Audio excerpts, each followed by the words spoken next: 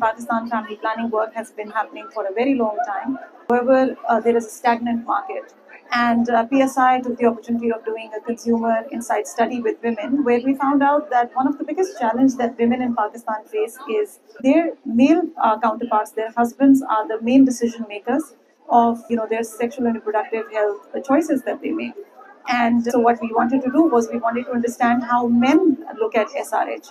With men, we found out that men did not necessarily want the number of kids that they felt, that women had indicated that their husbands wanted. Men were overburdened by economic responsibility, as well as they felt it was a societal pressure that they were experiencing themselves as well. Through these two journey mappings, we understood that there is a sort of a disconnect between how women are seeing SRH decision making as well as how men are looking at decision making in SRH. With that aim, we all understand that it's very important, because they are the decision makers, because men are the key stakeholders. It's important to engage them in family planning. Now, the population of Pakistan is huge. It's 63 million men out there. And if we were to start reaching out to all of them one by one, it would have taken us another 3 decades to even, touch the surface. The penetration of internet and smartphones in Pakistan is quite high as well, and it has a growth rate of a very high growth rate, I think 20% since COVID. It's a growth rate. So what we essentially did was we said we're going to engage with men on a platform through which it's easy for them to connect and get information about SRH or any sexual wellness related information. Because men wanted anonymity, men wanted no judgment.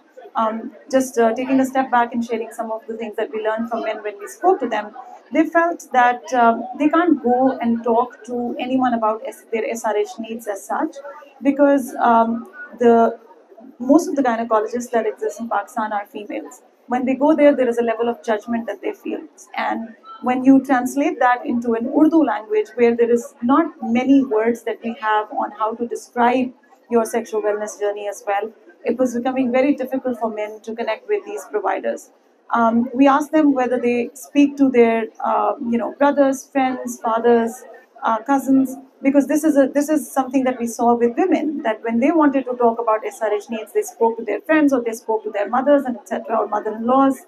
But when we spoke to men, they said, we don't speak to our friends, or we can't speak to our brothers or fathers about this topic, because it's a subject, it's about sex, it's about our wives. So we can't talk to them about it. So we felt that they were quite lonely. They needed anonymity, they needed no judgment, they needed a place, a platform where they could feel safe and ask their questions. Because willingness to quite a great extent is there. One of the methods that is the only method that has seen a little bit of growth in Pakistan is traditional method. The second is condoms, which indicates that men do want to space between their children and want to use contraceptives, whether it's a traditional method or a modern contraceptive, but it's lack of information that is holding them back.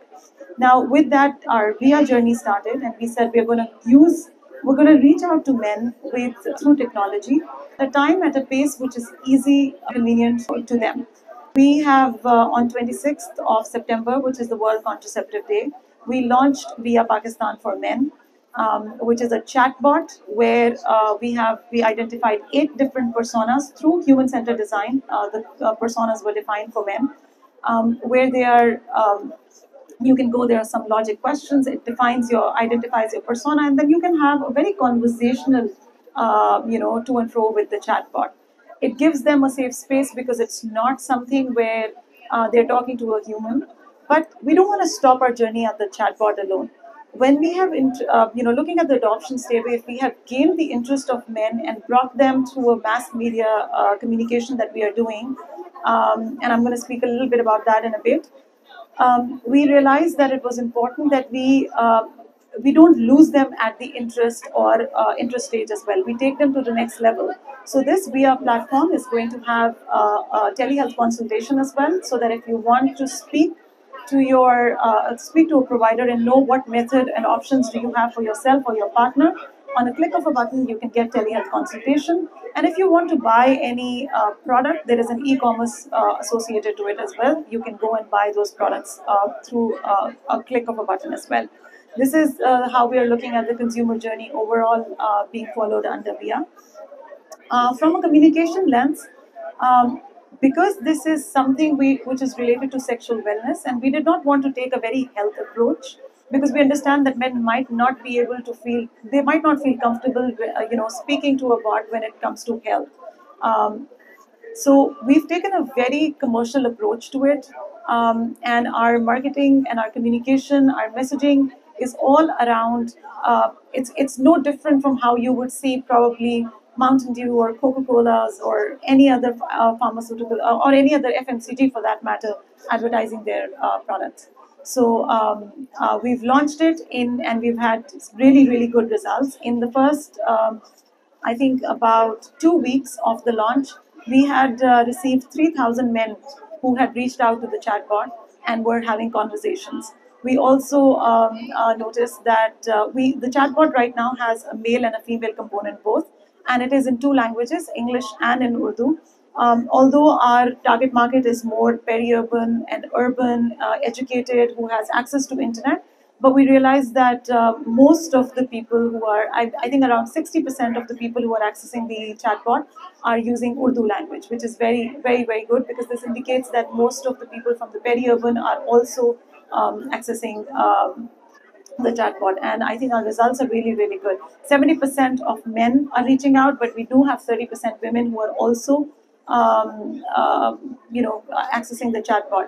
This also sort of indicates, it's too early, but it also sort of indicates that men are going and telling their wives or their partners about this chatbot, because we're not advertising, actively for women. Roughly 50% of the chatbot users are unmarried and young adults, which is again something very promising for us. We do intend to take this towards the puberty, the entire life cycle. So puberty is the next health area that we're going to focus on, because that's another challenge that research has identified for young boys and girls in Pakistan, where we don't have sex education in schools.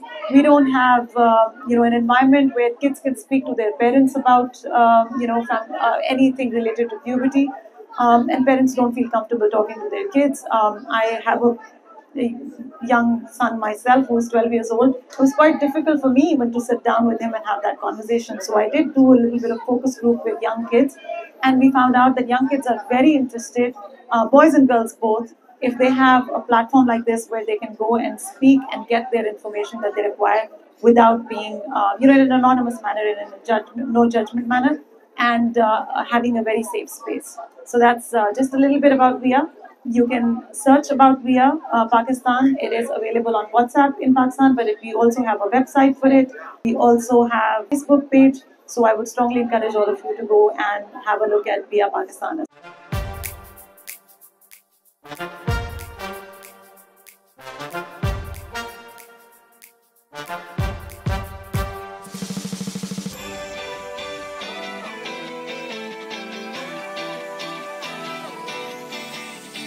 Sharma मत, घबरा मत, problems को अपनी छुपा मत, share कर, care कर, fears को अपनी स्टेयर कर, टैग कर, चैट कर, VIYA पे तू ट्रस्ट कर, इस बात पर, हर बात पर VIYA से तू बात कर.